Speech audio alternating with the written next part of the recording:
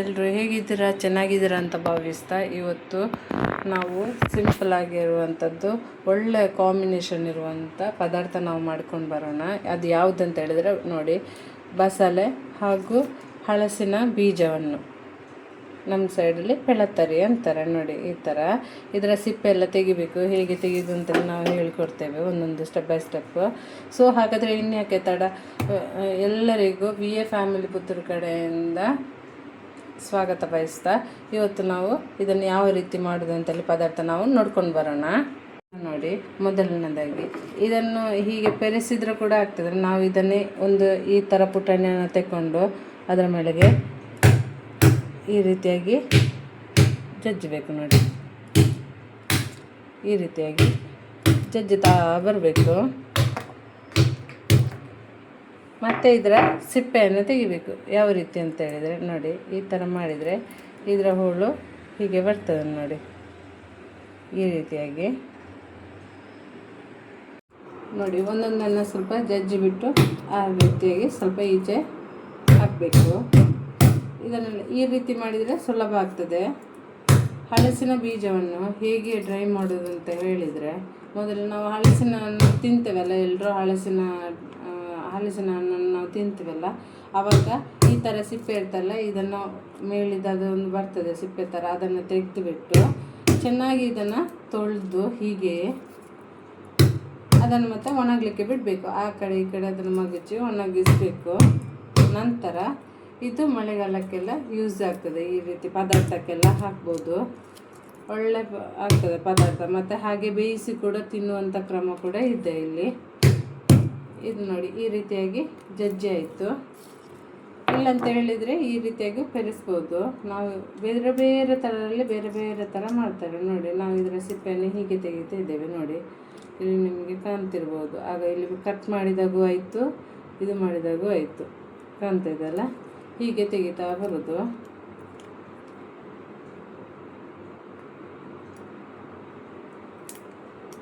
ಈ ರೀತಿಯಾಗಿ ಸಿಪ್ಪೆ ಬಿಡಿಸ್ಬೇಕಾಗ್ತದೆ ನೋಡಿ. ಎಷ್ಟು ಈಸಿಯಾಗಿ ಹೋಗ್ತದೆ ನೋಡಿ. ಈ ರೀತಿಯಾಗಿ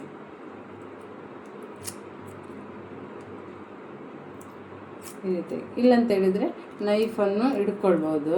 ಯಾವ ರೀತಿ ಅಂದರೆ ಈ ರೀತಿ ನೈಫ್ ಇರ್ತಾರಲ್ಲ, ಹೀಗೆ ಹಿಡ್ಕೊಂಡು ಈ ರೀತಿಯಾಗಿ ಮಾಡಿದರೆ, ಈ ಕೆಂಪು ಬೇಡ ಅಂತ ಹೇಳಿದ್ರು ಕೂಡ ಹೀಗೆ ತೆಗಿಬೋದು.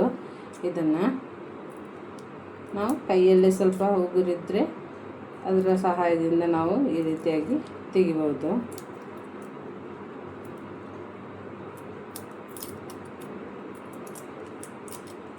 ನೋಡಿ, ಸುಲಭದ ರೀತಿಯಲ್ಲಿ ಇದು ಹೀಗೆ ಬರ್ತದೆ ನೋಡಿ ಸಿಪ್ಪೆ ತೆಗಿಲಿಕ್ಕೆ.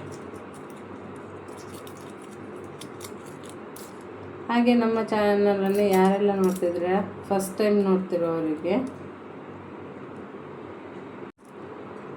ಯಾರೆಲ್ಲ ನಮ್ಮ ಚಾನಲನ್ನು ಫಸ್ಟ್ ಟೈಮ್ ನೋಡ್ತಿದ್ದೀರಲ್ಲ ಅವರೆಲ್ಲ ನಮ್ಮ ಚಾನಲಿಗೆ ಸಬ್ಸ್ಕ್ರೈಬ್ ಮಾಡಿ. ಹಾಗೆ ನಮ್ಮ ವಿಡಿಯೋ ಇಷ್ಟ ಆಗಿದ್ರೆ ನೀವು ಲೈಕ್ ಮಾಡಿ, ಹಾಗೆ ಕಮೆಂಟ್ ಮಾಡಿ. ಆದಷ್ಟು ಫ್ರೆಂಡ್ಸ್ ಫ್ಯಾಮಿಲಿ ಜೊತೆ ನಮ್ಮ ವಿಡಿಯೋಕ್ಕೆ ಶೇರ್ ಮಾಡಿ, ನೀವು ಸಪೋರ್ಟ್ ಮಾಡಿ ಗೈಸ್. ನಮ್ಮ ವಿಡಿಯೋದಲ್ಲಿ ವ್ಲಾಗ್ ಹಾಗೂ ಕಿಚನ್ ಇದ್ದು ಇವಾಗ ಸದ್ಯಕ್ಕೆ ನಾವು ಬಿಡ್ತಾಯಿದ್ದೇವೆ ನೋಡಿ.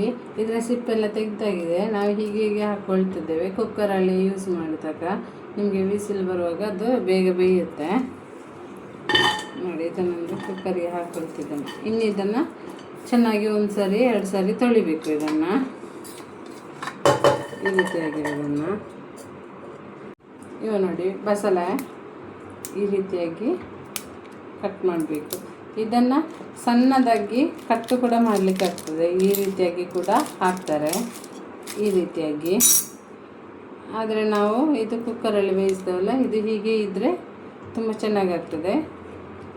ಮತ್ತು ಈ ರೀತಿಯಲ್ಲಿ ದಂಟಲ್ಲಿ ಸ್ವಲ್ಪ ಅದರ ಬೇರೆಲ್ಲ ಬಿಟ್ಕೊಂಡಿರ್ತದೆ, ಅದನ್ನು ನಾವು ಈ ರೀತಿಯಾಗಿ ಸ್ವಲ್ಪ ತೆಗಿಬೋದು. ಇದು ಮನೆಯಲ್ಲೇ ಮಾಡಿದಂಥ ತರಕಾರಿ, ಇದರಲ್ಲಿ ಏನೇ ಕೆಮಿಕಲ್ ಇರೋದಿಲ್ಲ. ಹಾಗಾಗಿ 1 ಸರಿ ತೊಳ್ಕೊಂಡ್ರೆ ಸಾಕಾಗ್ತದೆ. ಅಂದರೆ ಯಾವುದು ಮದ್ದು ಸ್ಪ್ರೇ ಎಲ್ಲ ಬಿಡೋದಿಲ್ಲಲ್ಲ ಮನೆಯಲ್ಲಿದ್ದಾದರೆ. ಹೊರಗಿಂದ ತರೋದಾದರೆ ನಾವು ಚೆನ್ನಾಗಿ ಮತ್ತೆ ತೊಳಿಬೇಕಾಗ್ತದೆ ನೋಡಿ. ಇದರಲ್ಲಿ ಏನೂ ಆ ರೀತಿಯಾಗಿ ಇರೋದಿಲ್ಲ, ಹುಳ ಎಲ್ಲ ಇರ್ತದೆ ಅಂತ ಹೇಳ್ತಾರಲ್ಲ, ಇದರಲ್ಲಿ ಇರೋದಿಲ್ಲ. ನಾವು ನಾಟಿಯಾದ ಕಾರಣ ಮನೆಯಲ್ಲೇ ಮಾಡಿದರೆ ಫ್ರೆಶ್ ಆಗಿರ್ತದೆ. ಇದು ಹಲಸಿನ ಬೀಜ ಮತ್ತು ಬಸಳೆ ಮಾಡಿದರೆ ಒಳ್ಳೆ ಕಾಂಬಿನೇಷನ್ ಪದಾರ್ಥ, ಊಟಕ್ಕೆಲ್ಲ ತುಂಬ ರುಚಿ ಆಗ್ತದೆ ಆಯಿತಾ.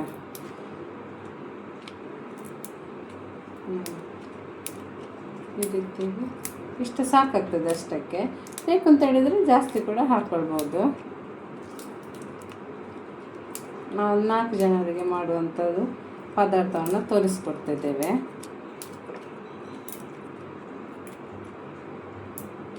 ಇದರ ತುದಿಯನ್ನು ಹೀಗೆ ಕಟ್ ಮಾಡಿದರೂ ಹಾಕ್ಬೋದು, ಅದಷ್ಟು ಇದಿರ್ತದೆ ನೋಡಿ. ಅಂತೆ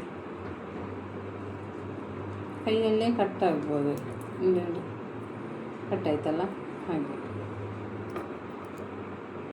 ಅದನ್ನು ನಾವು ಫುಲ್ಲಾಗಿ ಹೀಗೆ ತೆಗೆದು, ಚಿಕ್ಕ ಚಿಕ್ಕದಿದೆ, ಇದನ್ನು ಹೀಗೆ ನಾವು ಕಟ್ ಮಾಡ್ಕೊಳ್ಬೋದು. ಇಷ್ಟು ಸೊಪ್ಪು ಸಿಕ್ಕಿದೆ, ಇದನ್ನು ಚೆನ್ನಾಗಿ ತೊಳ್ಕೊಂಡು ಬರೋಣ. ನೋಡಿ ಇದರ ದಂಟನ್ನು, ಅಂದರೆ ನಾವು ಕಟ್ ಮಾಡಿರ್ತಾರೆ ಅಲ್ಲಿ ಸ್ವಲ್ಪ ಡ್ರೈ ಆಗಿ ಇರ್ತದೆ, ಅದನ್ನು ಹೀಗೆ ಬಿಸಾಡಬೇಕು. ಮತ್ತು ನೋಡಿ ಈ ರೀತಿಯಾಗಿ ಕಟ್ ಮಾಡ್ತಾ ಬರ್ತೀವಿ. ನಿಮಗೆ ಯಾವ ಸೈಜಲ್ಲಿ ಬೇಕೋ ಆ ಸೈಜಲ್ಲಿ ನೀವು ಕಟ್ ಮಾಡ್ಕೊಳ್ಬೋದು. ನಾನು ಈ ಸೈಜಲ್ಲಿ ಕಟ್ ಮಾಡ್ಕೊಳ್ತಾ ಇದ್ದೇನೆ.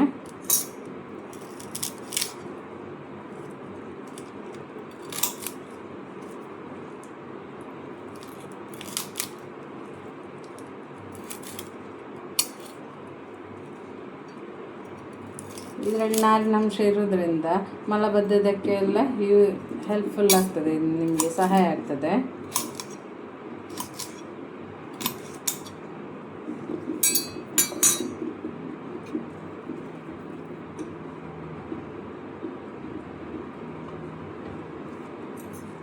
ಇದನ್ನು ಈ ಪಾತ್ರಕ್ಕೆ ನಾವು ಹಾಕ್ಕೊಳ್ತೇವೆ. ಮತ್ತು ಇದನ್ನು ವಾಶ್ ಮಾಡಿ ಅದೇ ಕುಕ್ಕರಿಗೆ ಹಾಕೋದಲ್ವಾ, ಹಾಗಾಗಿ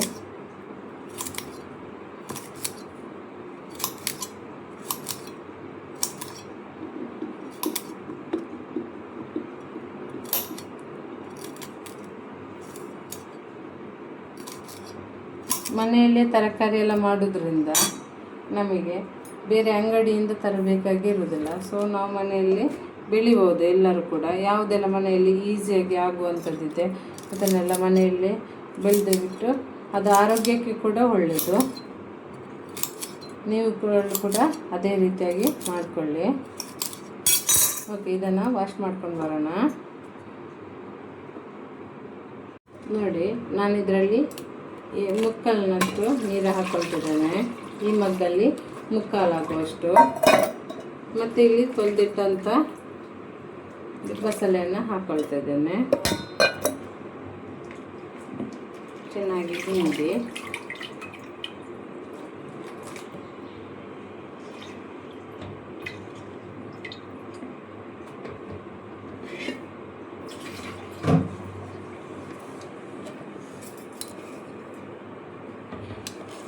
ಮತ್ತು ಇದಕ್ಕೆ ಉಪ್ಪು ಹಾಕ್ಕೊಳ್ತಿದ್ದೇನೆ. ಇವಾಗ ಇಷ್ಟು ಬೇಕು ಅಂತ ಹೇಳಿದವರು ಟೊಮೆಟೊವನ್ನು ಮತ್ತು ಆನಿಯನನ್ನು ಆ್ಯಡ್ ಮಾಡ್ಕೊಳ್ಬೋದು. ನಾನೊಂದು ಟೊಮೆಟೊನ ಆ್ಯಡ್ ಮಾಡ್ಕೊಳ್ತಾ ಇದ್ದೇನೆ. ಈ ರೀತಿಯಾಗಿ ಕಟ್ ಮಾಡಿ ಇದನ್ನು ಈ ಮೇಲ್ಭಾಗವನ್ನು ಸೈಡಲ್ಲಿ ಇಟ್ಕೊಳ್ಬೇಕು. ಇದನ್ನು ಹೀಗೆ ಈ ರೀತಿ ಕಟ್ ಮಾಡಿ ಮಿಡ್ಲಲ್ಲಿ ಈ ರೀತಿಯಾಗಿ ಕಟ್ ಮಾಡಬೇಕು. ಒಂದೊಂದು ಪದಾರ್ಥಕ್ಕೆ ನಾವು ಕಟ್ಟಿಂಗಲ್ಲಿ, ನಾನು ಹೇಳಿದೆಲ್ಲ ಮುಂದಿನ ವಿಡಿಯೋದಲ್ಲಿ, ಕಟ್ಟಿಂಗಲ್ಲಿ ಕೂಡ ನಿಮಗೆ ರುಚಿ ಸಿಗ್ತದೆ ಅಂತ. ಅದೇ ರೀತಿ ಕಟ್ ಮಾಡಿದರೆ ಟೇಸ್ಟ್ ಸಿಗ್ತದೆ. ಹೀಗೆ ಕೂಡ ಕೈಯಲ್ಲಿ ಕೂಡ ಕಟ್ ಮಾಡ್ಕೊಳ್ಬೋದು.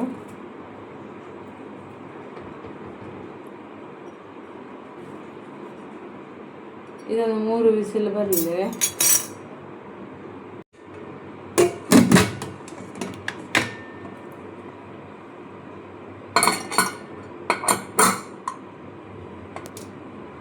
ನಾನು ನೋಡಿ 4 ಜನರಿಗೆ ಆಗುವಷ್ಟು ನಾನು ಇಷ್ಟು ತೆಂಗಿನ ಹೋಳನ್ನು ಹಾಕ್ಕೊಳ್ತಿದ್ದೇನೆ. ಇಷ್ಟು. ಇವಾಗ ಅದಕ್ಕೆ ಬೇಕಾಗಿರುವಂಥ ಮಸಾಲವನ್ನು ನಾವು ಹುರಿಯೋಣ. ಸ್ವಲ್ಪ ಎಣ್ಣೆ ಹಾಕ್ಕೊಳ್ತಿದ್ದೇನೆ. ಇದು ಬಿಸಿ ಆಗಲಿ. ಕೆಲವರೆಲ್ಲ ಶೀತ ಆಗ್ತದೆ, ಬಸಳೆ ತಿಂದರೆ ಕಫ ಆಗ್ತದೆ ಅನ್ನೋರು ಇದಕ್ಕೆ ಸ್ವಲ್ಪ ಸಾಸಿವೆ ಹಾಕ್ಕೊಳ್ಬೋದು. ಅರ್ಧ ಟೀ ಸ್ಪೂನಷ್ಟು. ಇದು ಸಿಡ್ದುಕೊಂಡು ಬರ್ತದೆ, ಇದು ಸಿಡಿಲಿ. ಇವಾಗ ನಾವು ಕರಿಬೇವು ಸೊಪ್ಪನ್ನು ಹಾಕ್ಕೊಳ್ಬೇಕು. ಇದಕ್ಕೆ ಸ್ವಲ್ಪ ಮೀಡಿಯಮ್ ಫ್ಲೇಮಲ್ಲಿ ಇಟ್ಕೊಳ್ಳಿ.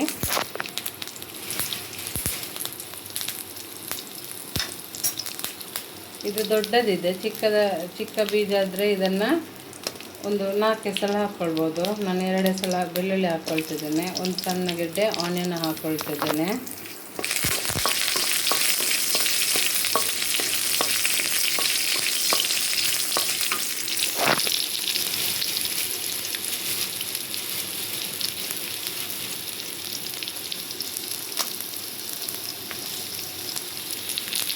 ನಾನು ಮೆಣಸು ಹಾಕ್ಕೊಂಡೆ, 4 ಇಂದ 5 ಮೆಣಸನ್ನು ಹಾಕ್ಕೊಳ್ತಿದ್ದೇನೆ.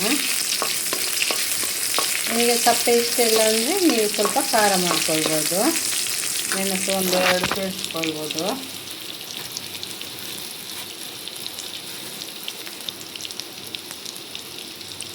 ಎರಡು ಚಮಚ ಆಗುವಷ್ಟು ಕೊತ್ತಂಬರಿಯನ್ನು ಹಾಕ್ಕೊಳ್ತಿದ್ದೇನೆ.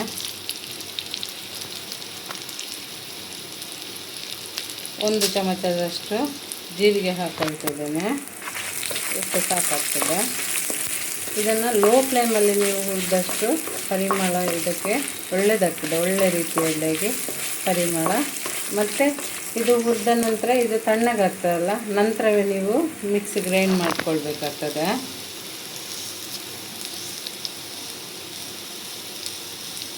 ಅದರಲ್ಲಿ ಒಂದು 1/4 ಭಾಗದಷ್ಟು ತೆಂಗಿನ ತುರಿಯನ್ನು ನಾವು ಹಾಕ್ಕೊಳ್ತಿದ್ದೇವೆ. ಎಲ್ಲವನ್ನು ಹಾಕ್ಕೊಳ್ಬೇಕಂತಿಲ್ಲ, ಹಾಕಿದರೂ ಏನಾಗೋದಿಲ್ಲ. ಈ ರೀತಿಯಾಗಿ ನೀವು ಮಾಡಿ ಒಂದ್ಸಲಿ. ಸ್ವಲ್ಪ ಅರಿಶಿನ ಫ್ಲೇವರಿಗೆ ಹಾಕ್ಕೊಳ್ತಿದ್ದೇವೆ.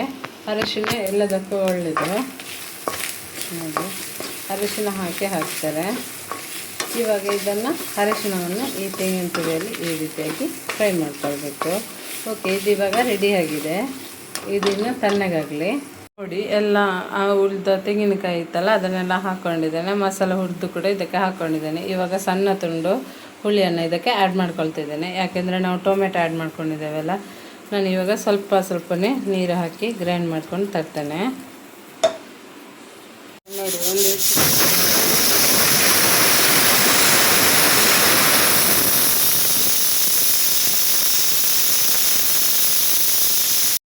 ಆಗಲಿ. ಇದಕ್ಕೆ ಊರಿದ್ರೆ ಚೆನ್ನಾಗಿ ಬೇಯುತ್ತದೆ. ಮತ್ತು ಇದು ಕುಕ್ಕರ್ ತಣ್ಣಲಿಕ್ಕೆ ಬಿಡೋಣ. ನೋಡಿ ಗೈಸ್, ಆರೆಂಜ್ ಕಲರಾಗಿ ನೋಡಿ ಬಂದಿದೆ. ಇದು ನುಣ್ಣಗೆ ನೈಸಾಗಿ ರುಬ್ಬಿಕೊಂಡು ಬಂದಿದ್ದೇವೆ. ಇನ್ನು ಇದನ್ನು ತರಕಾರಿ ಬೆಂದಿರ್ತದಲ್ಲ, ಬಸಲೆಲ್ಲ, ಅದಕ್ಕೆ ಮಿಕ್ಸ್ ಮಾಡ್ಕೊಳ್ಳೋಣ. ಹಲೋ ಗೈಸ್, ಇದು ನೋಡಿ ಇವಾಗ ಈ ರೀತಿಯಾಗಿ ಕಂಪ್ಲೀಟಾಗಿ ಬೆಂದಿದೆ. ಇದು ನೋಡಿ, ಇವಾಗ ಈ ರೀತಿಯಾಗಿ ಚೆನ್ನಾಗಿ ಬೆಂದಿದೆ. ಇದು ನೋಡಿ ಸೀಡ್ಸ್ ಎಲ್ಲ ತುಂಬ ಚೆನ್ನಾಗಿ ಬೆಂದಿದೆ. 3 ಸೀಟಿ ಹಾಕಿದ್ದೇನೆ. ಇವಾಗ ಇದಕ್ಕೆ ಈ ಮಿಶ್ರಣ ಮಸಾಲ ಆವಾಗಲೇ ರುಬ್ಬಿಟ್ಟಿದೆಲ್ಲ, ಈ ಮಿಶ್ರಣವನ್ನು ನಾವು ಆ್ಯಡ್ ಮಾಡ್ಕೊಳ್ಳೋಣ. ಸ್ವಲ್ಪ ಇದಕ್ಕೆ ಮಿಕ್ಸಿ ಜಾರಿಗೆ ನೀರು ಹಾಕ್ಕೊಂಡು, ಇವಾಗ ನೋಡಿ ಅದೇ ಮಿಕ್ಸಿ ಜಾರಿಗೆ ಮಸಾಲ ರುಬ್ಬಿದನ್ನು ನೀರನ್ನು ಆ್ಯಡ್ ಮಾಡ್ಕೊಳ್ತಿದ್ದೇನೆ. ಇವಾಗ ಇದನ್ನು ಚೆನ್ನಾಗಿ ಒಂದು ಸಾರಿ ಮಿಕ್ಸ್ ಮಾಡ್ಕೊಳ್ಬೇಕು.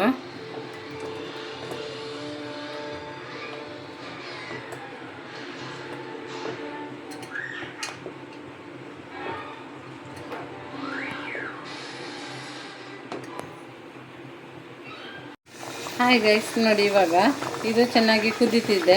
ಸ್ವಲ್ಪ ಉಪ್ಪು ಸಪ್ಪೆ ಆಗಿತ್ತು, ಹಾಗೆ ಉಪ್ಪನ್ನು ಆ್ಯಡ್ ಮಾಡ್ಕೊಂಡಿದ್ದೇನೆ.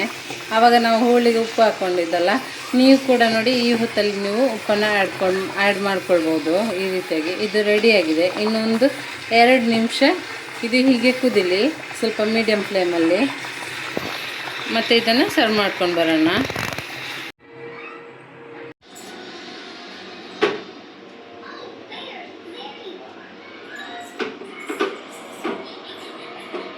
ಗೈಸ್ ನೋಡಿ, ಇವಾಗ ಸರ್ವ್ ಮಾಡ್ಕೊಂಡು ಬಂದಿದ್ದೇವೆ. ಬಸಲೆಲ್ಲ ತುಂಬ ಚೆನ್ನಾಗಿ ಬೆಂದು ಮನೆಯೆಲ್ಲ ತುಂಬ ಪರಿಮಳದಿಂದ ಕೂಡಿದೆ, ಭಾರಿ ತುಂಬ ಚೆಂದಾಗಿದೆ. ಈ ವಿಡಿಯೋ ನಿಮಗೆ ಇಷ್ಟ ಆಗಿದ್ರೆ ಒಂದು ಲೈಕ್ ಕೊಡಿ, ಶೇರ್ ಮಾಡಿ, ಹಾಗೆ ಯಾರೆಲ್ಲ ಸಬ್ಸ್ಕ್ರೈಬ್ ಮಾಡಲಿಲ್ಲ ಸಬ್ಸ್ಕ್ರೈಬ್ ಮಾಡಿ. ಇನ್ನು ಮುಂದಿನ ವಿಡಿಯೋದಲ್ಲಿ ಸಿಗೋಣ. ಅಲ್ಲಿ ತನಕ ಎಲ್ರಿಗೂ ಬಾಯ್.